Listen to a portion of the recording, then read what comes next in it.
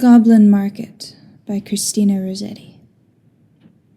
Morning and evening maids heard the goblins cry, "Come buy our orchard fruits, come buy, come buy."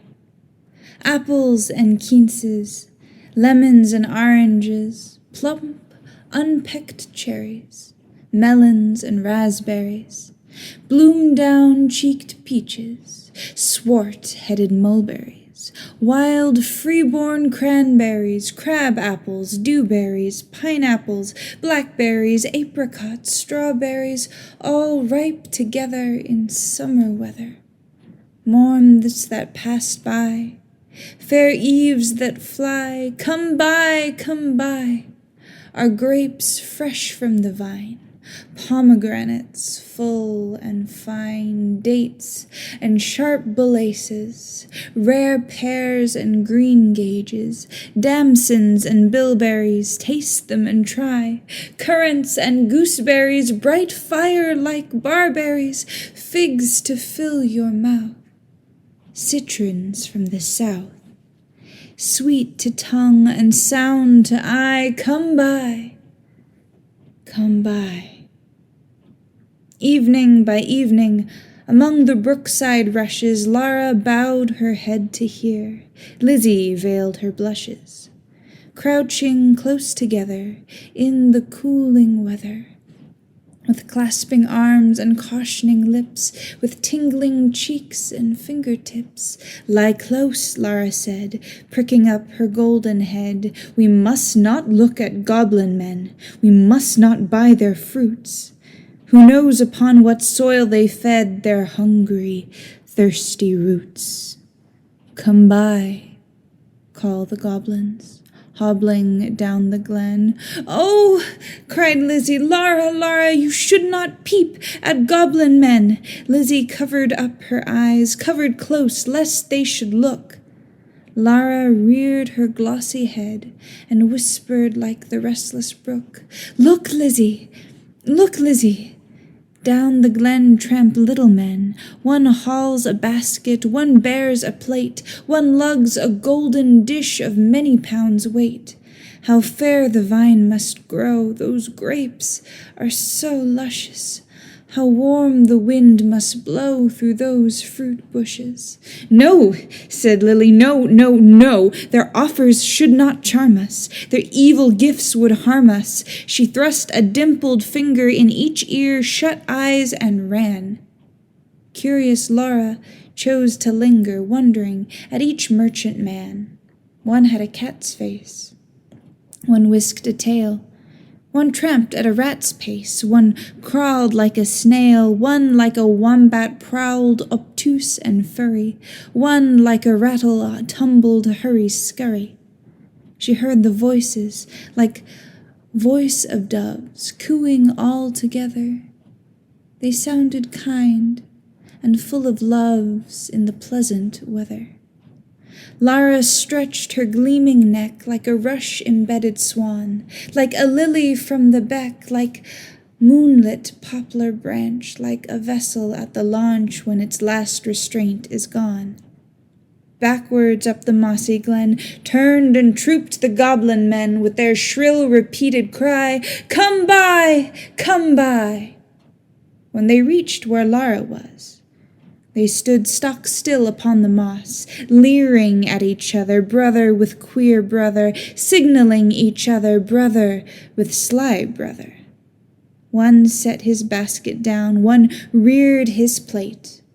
One began to weave a crown of tendrils, leaves, and rough nuts brown.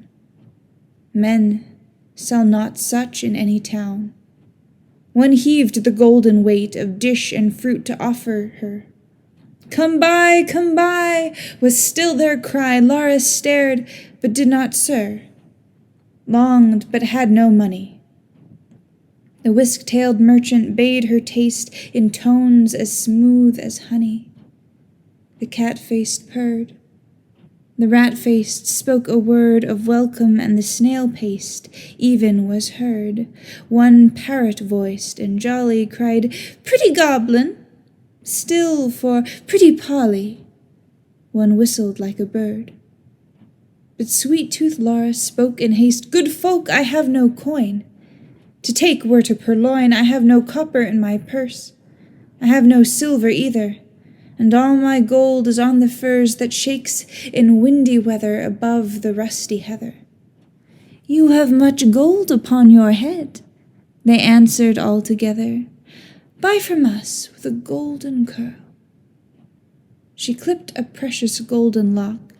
She dropped a tear more rare than pearl, then sucked their fruit globes fair or red, sweeter than honey from the rock, stronger than man-rejoicing wine, clearer than water flowed that juice. She'd never tasted such before. How should it cloy with length of use? She sucked and sucked and sucked the more fruits which that unknown orchard bore. She sucked till her lips were sore, then flung the emptied rinds away, but gathered up one kernel stone, and knew not was it night or day, as she turned home alone. Lizzie met her at the gate, full of wise upbraidings. "Dear, you should not stay so late. Twilight is not good for maidens. Should not loiter in the glen, in the haunts of goblin men. Do you not remember Jeanie, how she met them in the moonlight?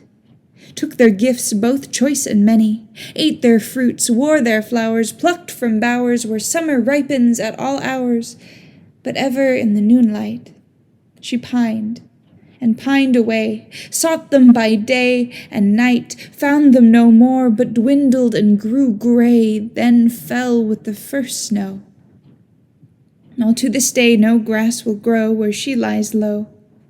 I planted daisies there a year ago that never blow. You should not loiter so." "Nay, hush," said Lara. "Nay, hush, my sister, I ate, and ate my fill, yet my mouth waters still. Tomorrow night I will buy more," and kissed her.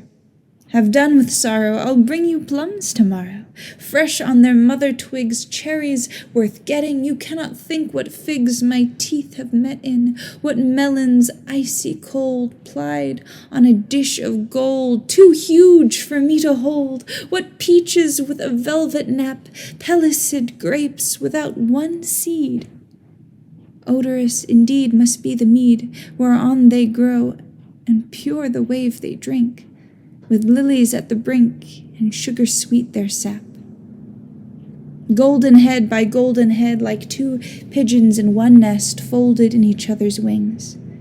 They lay down in their curtained bed like two blossoms on one stem, like two flakes of new-fallen snow, like two wands of ivory tipped with gold for awful kings. Moon and stars gazed in at them, wind sang to them lullaby, lumbering owls forbore to fly, not a bat flapped to and fro round their rest, cheek to cheek and breast to breast, locked together in one nest. Early in the morning, when the first cock crowed his warning, neat like bees, as sweet as honey, Lara rose with Lizzie, fetched in honey, milked the cows, aired and set rights to the house, kneaded cakes of whitest wheat, cakes for dainty mouths to eat, next churned butter, whipped up cream, fed their poultry, sat and sewed, talked as modest maidens should. Lizzie with an open heart, Lara in an absent dream, one content, one sick in part, one warbling for the mere bright day's delight, one longing for the night. At length slow evening came. They went with pitchers to the reedy brooks, Lizzie most placid in her look, Lara most like a leaping flame. They drew the gurgling water from its deep. Lizzie plucked purple and rich golden flags, then turned homeward, said, "The sunset flushes those furthest loftiest crags. Come, Lara, not another maiden lags, no wilful squirrel wags, the beasts and birds are fast asleep." But Lara loitered still among the rushes, and said the bank was steep. and said the hour was early still, the dew not fallen, the wind not chill, listening ever, but not catching the customary cry, "Come by, come by," with its iterated jingle of sugar-baited words, not for all her watching once discerning even one goblin, racing, whisking, tumbling, hobbling, let alone the herds that used to tramp along the glen in groups or single of brisk fruit merchant men. Till Lizzie urged, "O Lara, come! I hear the fruit call, but I dare not look. You should not loiter longer at this brook. Come home with me." The stars rise. The moon bends her arc. Each glowworm winks her spark. Let us get home before the night grows dark, for clouds may gather. Though this is summer weather, put out the lights and drench us through. Then if we lost our way, what should we do? Lara turned cold as stone to find her sister heard that cry alone, that goblin cry. "Come buy our fruits, come buy."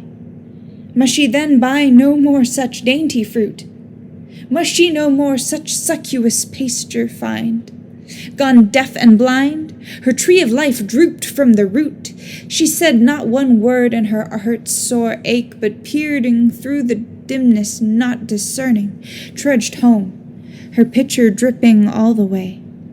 She crept to bed and lay silent till Lizzie slept, then sat up in passionate yearning, and gnashed her teeth for balked desire, and wept as if her heart would break. Day after day, night after night, Lara kept watch in vain, in sullen silence of exceeding pain. She never caught again the goblin cry, "Come buy, come buy."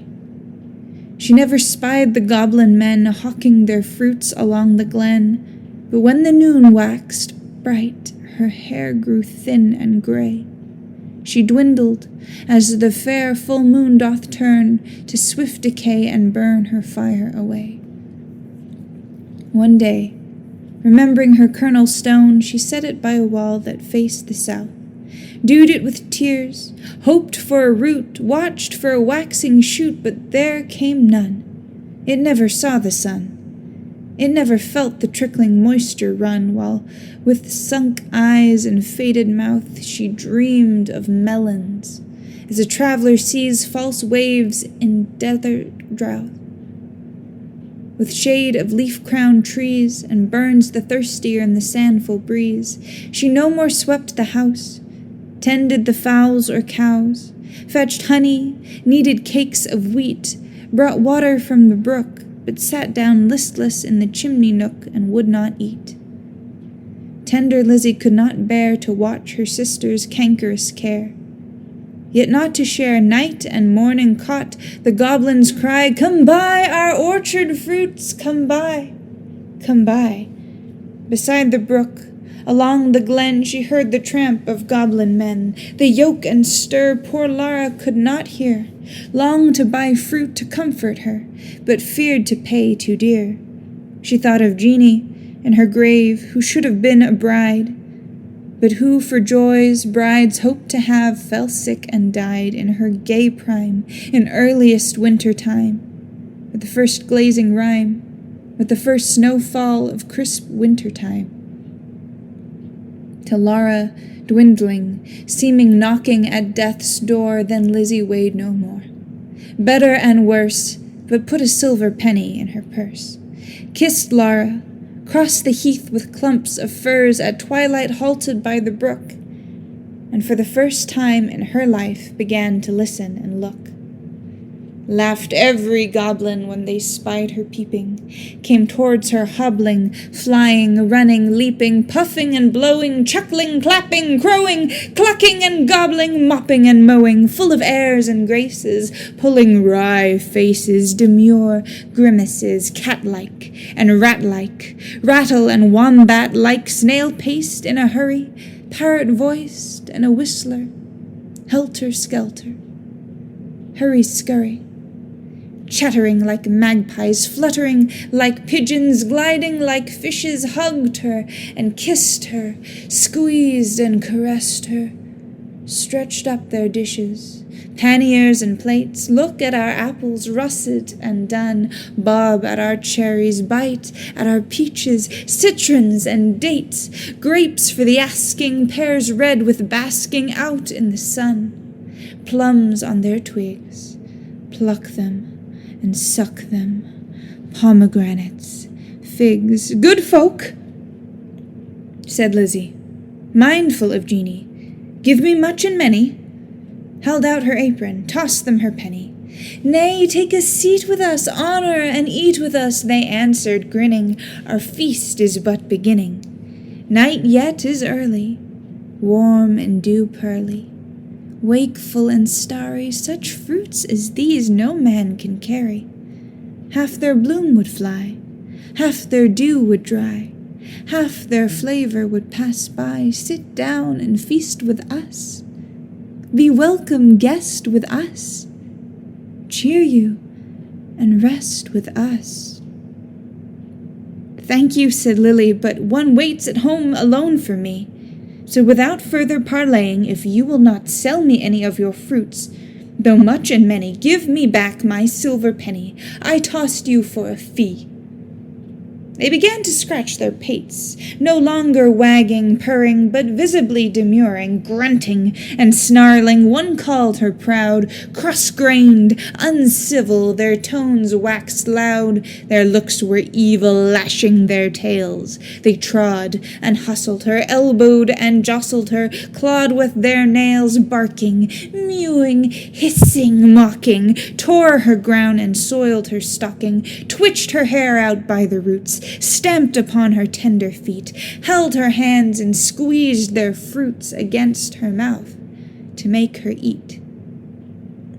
White and golden Lizzie stood like a lily in a flood, like a rock of blue-veined stone lashed by tides, obstreperously, like a beacon left alone in a hoary, roaring sea, sending up a golden fire, like a fruit-crowned orange tree, white with blossoms honey-sweet, sore beset by wasp and bee, like a royal virgin town topped with gilded dome and spire, close beleaguered by a fleet mad to tug her standard down.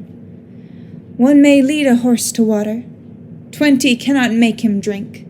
Though the goblins cuffed and caught her, coaxed and fought her, bullied and besought her, scratched her, pinched her, black as ink, kicked and knocked her, mauled and mocked her, Lizzie uttered not a word, would not open lip from lip, lest they should cram a mouthful in, but laughed in heart to feel the drip of juice that syruped all her face, and lodged in dimples of her chin, and streaked her neck, which quaked like curd. At last the evil people, worn out by her resistance, flung back her penny, kicked their fruit along whichever road they took, not leaving root or stone or shoot. Some writhed into the ground, some dived into the brook with ring and ripple, some scudded on the gale without a sound, some vanished in the distance.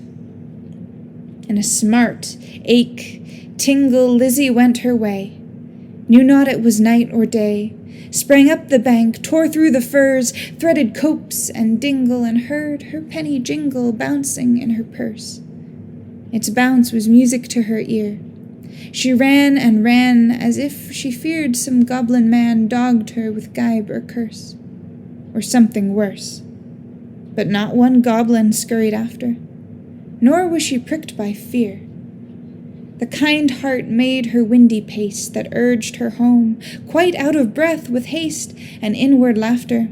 She cried, "Lara, up the garden, did you miss me? Come and kiss me. Never mind my bruises, hug me, kiss me, suck my juices squeezed from goblin fruits for you. Goblin pulp and goblin dew, eat me, drink me, love me, Lara, make much of me. For your sake I have braved the glen and had to do with goblin merchantmen." Lara started from her chair, flung her arms up in the air, clutched her hair. "Lizzie, Lizzie, have you tasted for my sake the fruit forbidden? Must your light like mine be hidden, your young life like mine be wasted, in my undoing, and ruined in my ruin, thirsty, cankered, goblin-ridden, she clung about her sister, kissed and kissed and kissed her. Tears once again refreshed her shrunken eyes, dropping like rain after long sultry drouth. Shaking with anguish, fear, and pain, she kissed and kissed her with a hungry mouth. Her lips began to scorch, that juice was wormwood to her tongue. She loathed the feast, writhing as one possessed. She leapt and sung, rent all her robe, and wrung her hands in lamentable haste, and beat her breast. Her locks streamed like the torch borne by a racer at full speed, or like the mane of horses in their flight, or like an eagle when she stems the light straight toward the sun, or like a caged thing freed, or like a flying flag when armies run. Swift fire spread through her veins, knocked at her heart, met the fire smoldering there, and overbore its lesser flame. She gorged on bitterness without a name. Ha! Fool! To choose such part of soul-consuming care. Sense failed in the mortal strife, like the watchtower of a town, when an earthquake shatters down, like a lightning-stricken mast, like a wind-uprooted tree spun about, like a foam-topped waterspout. Cast down headlong in the sea, she fell at last. Pleasure past, and anguish past. Is it death, or is it life? Life out of death.